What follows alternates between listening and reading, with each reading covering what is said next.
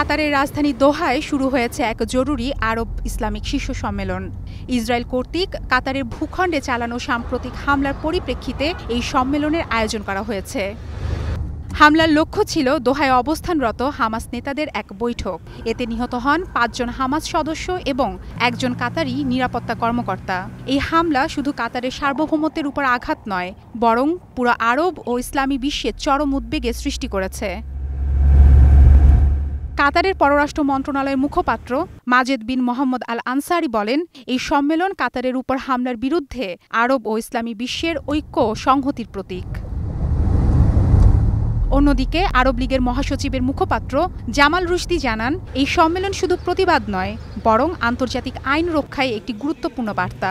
শান্তি প্রতিষ্ঠায় যারা মধ্যস্থতাকারী ভূমিকা পালন করে তাদের উপর হামলা কোনোভাবেই গ্রহণযোগ্য নয়।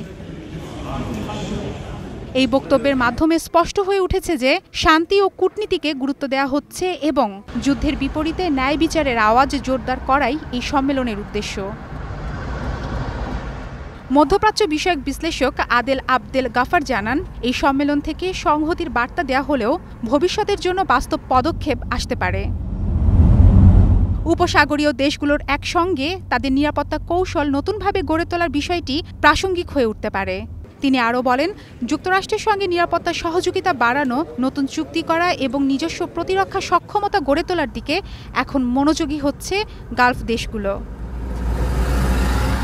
দোহা এখন কেবল কূটনীতির মঞ্চ নয়, বরং বিশ্বব্যাপী ন্যায় ও মানবতার পক্ষে দৃঢ় অবস্থানের প্রতীক হয়ে উঠেছে।